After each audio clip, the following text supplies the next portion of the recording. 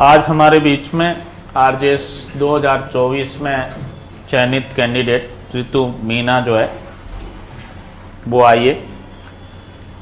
ऋतु इस भर्ती के अंदर 162वीं रैंक से 162 रैंक से जो है वो सेलेक्ट हुई है। ऋतु को बहुत बहुत बधाई और शुभकामनाएं। ऋतु मीना का होम टाउन जयपुर है। LLB 2022 में राजस्थान यूनिवर्सिटी से 5 ईयर कोर्स कंप्लीट किया। मीडियम इंग्लिश से ऋतु मीना का और फर्स्ट अटैम्प्ट था आरजेएस का ये। ऋतु मीना ने अपने यहाँ से टेस्ट सीरीज है वो ली थी और इसके अलावा इंटरव्यू गाइडेंस है वो क्लास ली और अल्टीमेटली अपनी मेहनत और ईश्वरीय कृपा से जो है वो सफलता प्राप्त की। इस एग्ज़ाम को है वो क्रैक किया। ऋतु से मेरी गुजारिश रहेगी कि वो स्टेज पे आए और बच्चों को मोटिवेट करें, अपनी सफलता यात्रा के बारे में बताएं। आपको आरजेएस बनने के लिए बहुत बहुत बधाई और शुभकामनाएं। ऋतु मीना आपको बताएगी किस तरीके से प्रिपरेशन है वो की और जो टेस्ट सीरीज यहाँ से ली, इंटरव्यू गाइडेंस क्लासेस ली, उनका क्या बेनिफिट हुआ एग्जाम में। Yes Ritu. Thank you, sir. First of all, I want to thank sir for such a warm welcome and good morning, good afternoon to all of you. ये मेरा first attempt था। मैं ज़्यादा तो क्या ही बताऊं क्योंकि मुझे पता है यहाँ पे बहुत लोग पहले आ चुके हैं, आपको गाइडेंस दे चुके हैं और सर से बेहतर गाइडेंस तो कोई आपको दे ही नहीं सकता कि प्रिपरेशन कैसे करनी है। मैं कुछ चीज़ें ये बताना चाहूँगी जो मैंने गलतियाँ की, इवन तो मेरा सिलेक्शन हो चुका है पर फिर भी मैं उन चीज़ों को बताना चाहूँगी ताकि आप वो चीज़ें ना करें। पहली चीज़, न्यूज़पेपर पढ़िए अगर आप नहीं पढ़ते हैं तो। मैं नहीं पढ़ती थी और ये चीज़ इंटरव्यू में उन्होंने मेरी पकड़ ली थी कि आप न्यूज़पेपर डेली नहीं पढ़ते हैं। मैंने मेंस के बाद न्यूज़पेपर पढ़ना शुरू किया, जो कि मेरी गलती मैं मानती हूँ। आप न्यूज़पेपर पढ़ना शुरू कीजिए और दूसरी चीज़, ऐसे राइटिंग अभी से शुरू कर दीजिए।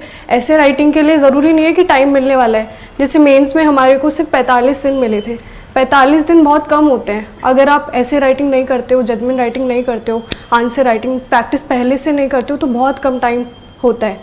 तो अगर आप ये पहले से कर लोगे तो बहुत बर्डन कम हो जाएगा। बहुत लोगों का इसी वजह से सिलेक्शन नहीं हुआ क्योंकि वो उस बर्डन को हैंडल ही नहीं कर पाए। तो आप पहले से आंसर ऐसे राइटिंग की प्रैक्टिस करना शुरू करिए।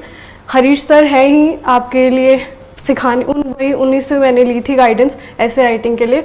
मेरी हर कॉपी में वो लिखते थे जब भी मार्किंग वो देते थे कि तुम्हारा सिलेक्शन तो पक्का होने वाला है। मुझे नहीं पता कि मतलब मुझे लगता था कि सिर्फ हिंदी से थोड़ी हो जाएगा, पर हाँ लैंग्वेज बहुत मैटर करती है। लैंग्वेज इस बार इंग्लिश ने आपको तोड़ा भी, हिंदी ने आपको जोड़ा भी, तो आप ये चीज़ ध्यान रखना। लैंग्वेज को बिल्कुल भी अनसीरियस वे में नहीं देखना है, लैंग्वेज को बहुत सीरियसली लेना है। प्री में भी बहुत काम आती है, मेंस में भी बहुत काम आती है। प्री में आप दिशा पब्लिकेशन की बुक आती है, आप वो रेफ़र कर सकते हो। मैंने MCQs उससे किए थे और इस बार प्री में लैंग्वेज मुझे काफ़ी इजी लगी थी compare to the law portion.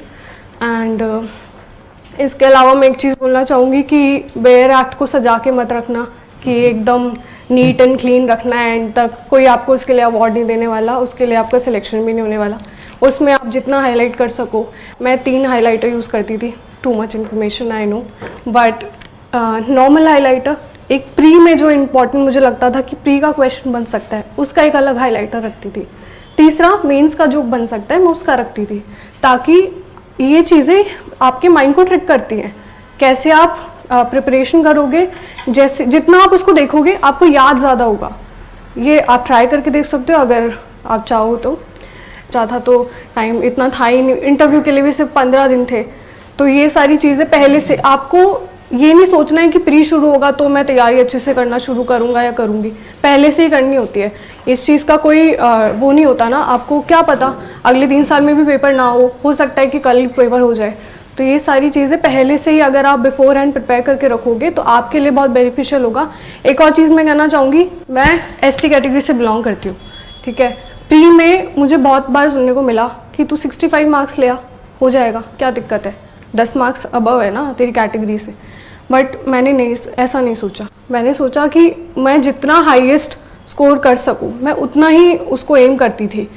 तो मेरी 85 आए प्री में जो कि मतलब मैं नहीं कहती बहुत ज़्यादा मार्क्स है, बहुत कम मार्क्स है, बट अगर मैं 65 एम करती तो मैं कभी भी 85 नहीं ला सकती थी। तो अब हमेशा अपना एम हाई रखो, अपने आप सिलेक्शन हो जाएगा। ये इतना डिफ़िकल्ट काम नहीं है, ये एक सीक्रेट है जो मैं आपको बताना चाहूँगी। बिल्कुल भी डिफ़िकल्ट नहीं है, अगर आप मेहनत करोगे आराम से होता है। And all the best to all of you. अब मैं चाहती हूँ कि आप लोग भी यहाँ आओ और मैं आपकी वीडियोस देखूँ, क्योंकि यहाँ आके तो शायद मैं नहीं देख पाऊँगी, बट थैंक यू। तो एक दो सवाल रहेंगे आपसे। हाँ सर। एक तो प्रीलिम्स की जो टेस्ट सीरीज थी आपके पास, उसका Yes, sir. आपको रियल एग्जाम में कोई बेनिफिट हुआ? यस तो सर, बताएं। बिल्कुल बेनिफिट हुआ। प्री की सर की सारी ही टेस्ट सीरीज ऑनेस्टली बहुत ज़्यादा ऐसा नहीं कि कुछ क्वेश्चंस दे दिए या कुछ पेपर्स दे दिए, काफ़ी सारे होते हैं, तो आप सारे टॉपिक्स अपने आप ही कवर हो जाते हैं उससे। प्री के टाइम पे 7 मॉक टेस्ट थे जो फुल मॉक टेस्ट थे। अलग अलग उनका पैटर्न था, एक में केस लॉज ज़्यादा देखने को मिले, किसी में कॉन्सेप्चुअल ज़्यादा था, तो आपकी प्रैक्टिस हो पाती। और सर की टेस्ट सीरीज़ ऐप पे है जो कि बहुत बेनिफिशियल रही, क्योंकि आपका टाइम बचाती है। 20 मिनट्स में मेरा प्री का हो जाता था कंप्लीट, जबकि वहाँ जाके जब दिया बहुत ही डिफ़िकल्ट तो नहीं कहूँगी, कॉन्सेप्चुअल पेपर था, हार्ड पेपर था, तो उसमें 2 घंटे लग गए। बट यहाँ पे मैं सोचती थी यार 20 मिनट में कंप्लीट हो जाता है, तो वहाँ पे जाके मुझे लगता है ठीक है 45 मिनट्स 1 आवर मैक्स, पर वहाँ जाके एंड तक भी मैं लिख रही थी। और बहुत ज़्यादा पैनिक भी करते हो आप। आई एम अ पर्सन जिसको ज़्यादा एग्ज़ाम का स्ट्रेस नहीं होता है, बट फिर भी जब मैं वहाँ बैठी थी ना, मैं 10 बार रोल नंबर देख रही थी कि रोल नंबर गलत हो गया तो फिर तो मेरा सिलेक्शन को कैसे ही होगा। तो फिर पैनिक करते आप, थोड़ा काम रहिए, कंपोज रहिए जब भी आप पेपर दे रहे हैं। मेंस तक आते आते आपको थोड़ा आप यूज्ड हो जाओगे। प्री आप फर्स्ट, अगर आपका फर्स्ट अटेम्प्ट है तो थोड़ा लगता है कि हाँ मतलब काफ़ी प्रेशर होता है, बहुत सारी चीज़ें होती हैं। इंटरव्यू गाइडेंस में जो लॉ के क्वेश्चंस और हाँ। जीके की क्लासेस वगैरह जो आपने ली, उससे आपको रियल इंटरव्यू में कोई बेनिफिट Yes, हुआ sir. तो बताएं। इंटरव्यू के लिए जैसा कि आप भी शायद जानते होंगे, सिर्फ 15 दिन मिले थे। 15 दिन मुझे लगता है बहुत कम टाइम है, पर अगर पहले से आपकी क्लैरिटी है तो आपको लॉ वापस पढ़ने की ज़रूरत नहीं है। तो मैं सर की क्लासेस लेती थी।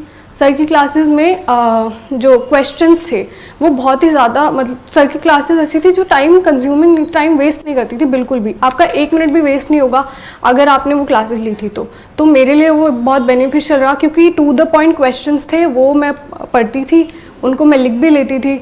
तो उस टाइम कम होने की वजह से मुझे लगता है सर को मैं थैंक यू भी बोलना चाहूँगी कि वो सर ने करवाया। जीके की क्लासेस भी बहुत थी स्पेसिफिक, पहले की भी सर ने क्लासेस डाली हुई थी, तो बहुत हेल्प करता है वो चीज़। तो thank you so much and all the best आप सभी को। बहुत बहुत धन्यवाद Thank you ऋतु so को। much. Thank Ujjwal you. भविष्य की शुभकामनाएं। Thank you sir. आप इसी तरीके से जो है वो न्यायिक सेवा में भी काम करें और पदोन्नति के माध्यम से जो है वो उच्चतर पद है वो हासिल करें।